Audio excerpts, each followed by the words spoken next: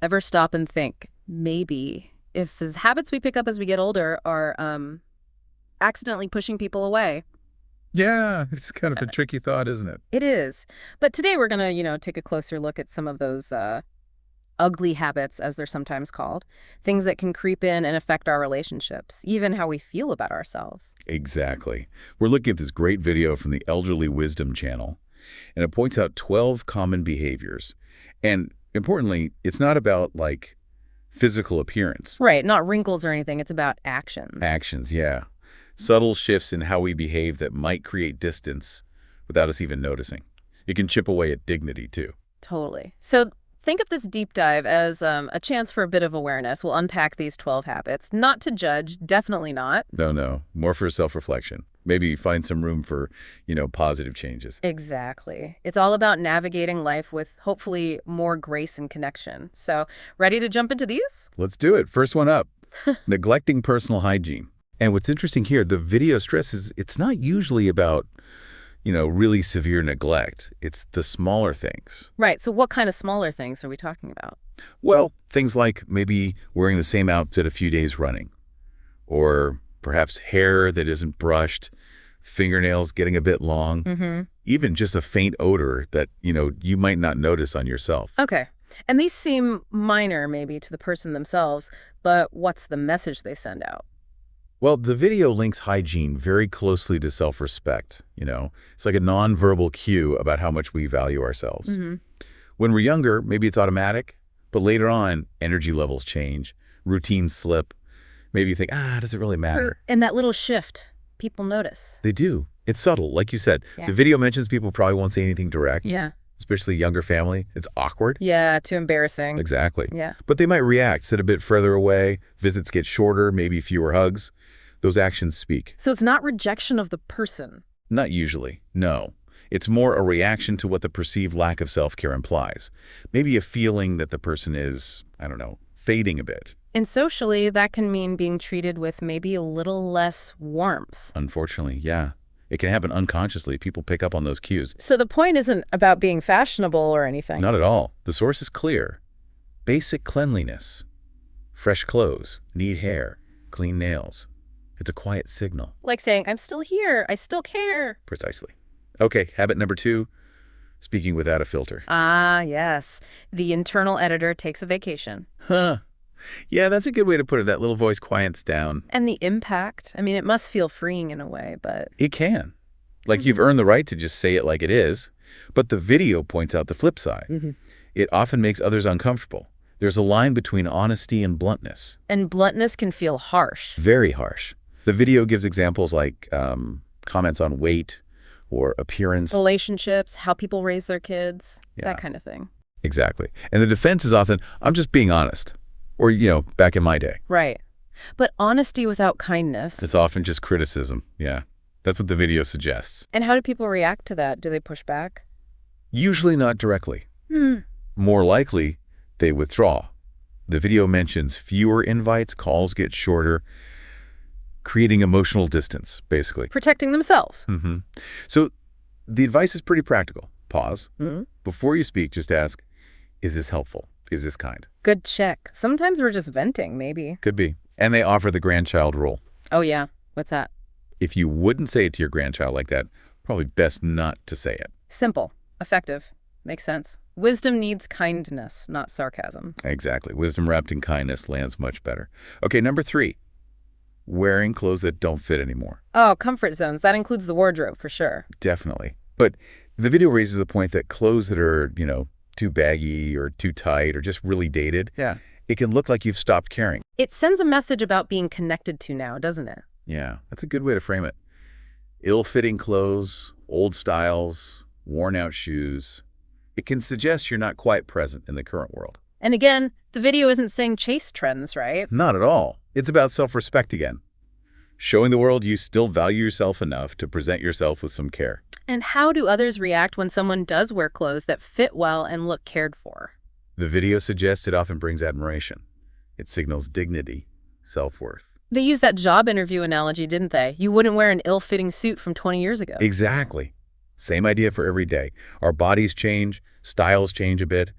Dressing for who you are now shows awareness. But what about the "I'm comfortable" argument? People say that a lot. And the video acknowledges comfort is key. But it distinguishes between comfort and just being dismissive of appearance. You can be comfortable and look put together. It's not either. Right. And even small upgrades help. A new pair of trousers that fit well, a top in a flattering color. It changes perception. Because it symbolizes engagement, being aware, proud. Yeah, I think that's the core of it. Okay, let's talk habit 4. Interrupting or dominating conversations. Oh boy. We all know someone maybe, or maybe we do it ourselves sometimes. It happens. And the video suggests it often comes from a good place. Wanting to share experience, offer wisdom. Right. You want to connect, help maybe. But you end up silencing the other person. Jumping in with your story, giving advice they didn't ask for. and suddenly they can't get a word in. Yeah. And the result? People might drift, call less, keep chats short. You feel a distance, but maybe don't know why. Because people want to be heard, not just lectured. Exactly.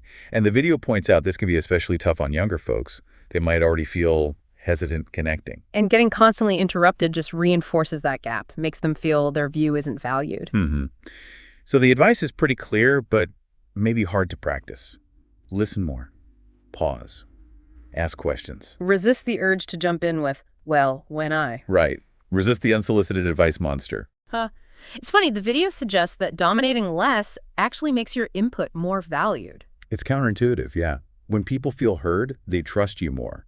They're more open to your perspective when you do offer it. So it boils down to self-awareness in the moment. Am I listening or just waiting to talk? That's the cue question right there. Okay, habit 5. Constantly complaining about kids these days. The classic generational gripe. It is classic. But the video warns how casual observations can turn into, like, a constant stream of criticism. And the message that sends, according to the source. It suggests you're not really interested in understanding younger people, that you're kind of stuck in the past. Yeah, and while every generation comments on the next, doing it all the time doesn't make you look wise. It can make you seem bitter. Bitter, out of touch, yeah. And for the younger person, it feels like rejection, like their whole world is being dismissed. So they pull away, avoid deeper talks. Makes sense, doesn't it? Why open up if you expect criticism? So what's the alternative the video suggests? Choose curiosity over criticism. Ask questions instead of assuming. Shift from they have it easy to what's it like for you? Trying to understand their world. Exactly. That builds bridges. Constant complaining just digs trenches. Your value is in connecting generations, not yelling from the past. And the video makes a great point. When older people show respect, younger people are actually more likely to listen and seek their wisdom. It's a two-way street, definitely. Okay, habit 6. Ignoring modern etiquette. This is about social awareness, right? You don't notice it till it's gone. Pretty much. The video gives examples. What were they? Loud phone calls in public. Yeah, standing too close in line, playing videos without headphones. Right. Things that maybe weren't such a big deal years ago, but norms have shifted. Tolerance is lower now. And people won't usually say, "Excuse me, could you lower your voice?" Rarely. You get the look, maybe, Yeah. or someone just moves away. Subtle cues. But it adds up to an impression of what? Lack of awareness. Yeah, lack of awareness of your impact on others. And the video mentions that older adults are sometimes held to a higher standard, expected to know better. So it can seem like deliberate inconsideration, even if it's not. Exactly. The advice is simple. Just observe. Notice how others behave in public spaces regarding noise, space, devices. Be tuned in. Right. Modern etiquette is really just consideration, showing you're aware and respectful of shared space. Okay, number 7. This one's a bit sensitive. Oversharing medical problems. Yeah, it can be tricky. The video acknowledges there's sometimes humor in swapping health stories. Sure, it can be a bonding thing for some, but But when it becomes the main topic, every single time, it gets draining for listeners. like being trapped in a waiting room conversation. Huh. Yeah, kind of. Everyone knows aging has challenges, but a constant focus on ailments can be heavy. And for younger family, the video says it can be overwhelming. Yeah, they might feel helpless, not know how to respond, so they might just back off a bit. Not out of lack of care, but sheer exhaustion. So the solution is balance. Balance is key. Share, yes, but also ask about them. Talk about other things. Hobbies, books, news, anything but the latest ache. Pretty much. Broaden the conversation. Yeah. The video suggests making a conscious effort to discuss other interests. It lightens the mood for everyone. And makes you someone people enjoy being around, someone who lifts the room, as they put it. That's a great goal, isn't it? Yeah. Okay, habit 8. Being stubborn about outdated beliefs. When beliefs become walls, not windows. Well said. You hear things like, that's just how it is, or people are too sensitive now, or just flat out resisting new info because I know best. Feels like conviction, maybe, but comes across as closed-minded. Often, yeah. And the world changes so fast. Tech, culture, everything. Refusing to even consider new perspectives. Younger people might just write you off as someone they can't talk to. That's the risk the video points out. Staying open doesn't mean ditching your values. It's about updating your understanding. Being willing to learn still. Exactly. And sometimes stubbornness comes from fear, right? Fear of losing relevance. Maybe, yeah. Fear of being left behind. But the video argues relevance comes from engaging with the present, not clinging to the past. So saying things like, I never thought of it that way. Or, tell me more. Those phrases are powerful. They show you're still learning, still curious. That earns respect. Much more than digging your heels in. Way more.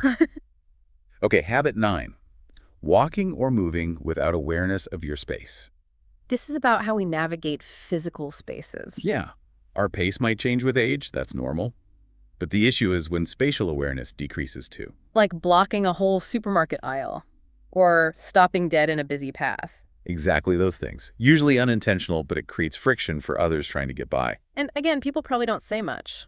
Maybe a sigh, or they just awkwardly squeeze past. But these small moments add up. To a perception of being in the way. Unfortunately, yes. And that can lead to subtle avoidance. The key isn't about speed, it's about mindfulness. Being aware of the flow around you. In stores, on sidewalks. Right, just being conscious of how you're moving in shared spaces. The video calls it a form of grace. A subtle form of grace. I like that. Habit 10. Making jokes that haven't aged well. Humor is great. The video emphasizes that.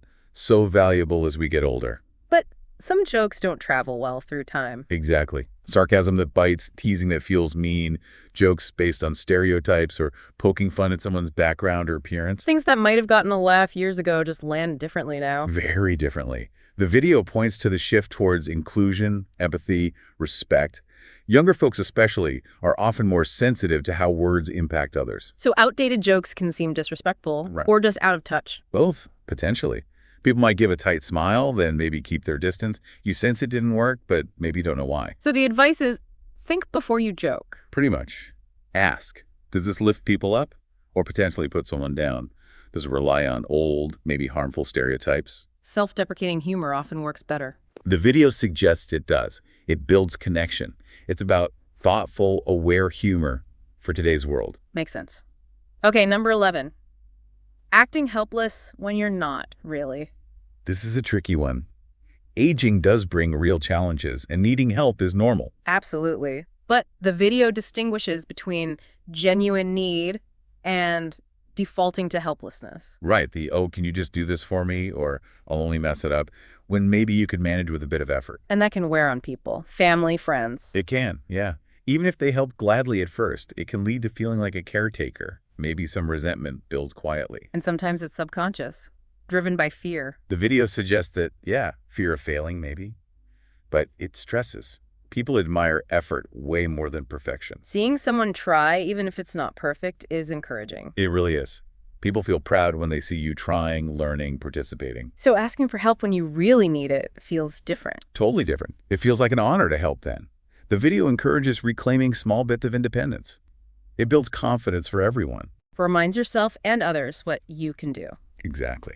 Okay, 12th and final habit. Pretending you're always right. The expert syndrome. Years of experience can make you feel like you know how things should be. It's natural to feel that way. But the video warns that needing to be right can overshadow the need to connect.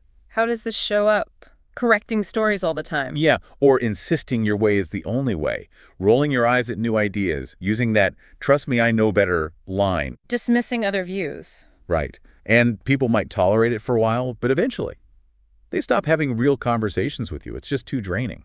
The video suggests this comes from a need for control, security. Often, yeah. An underlying need to feel safe by knowing all the answers. But it backfires relationally. So true wisdom isn't always having the answer. It's knowing when to offer perspective and when to just listen.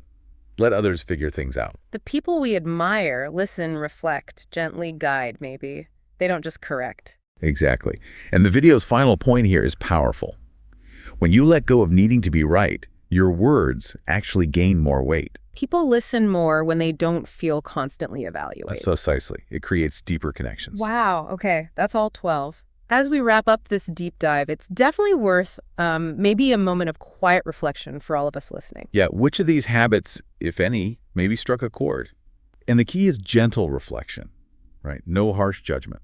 Definitely not. These are often unconscious patterns, things we slip into. They don't make someone a bad person. Not at all. Awareness is the big first step. And the good news is change is always possible at any age.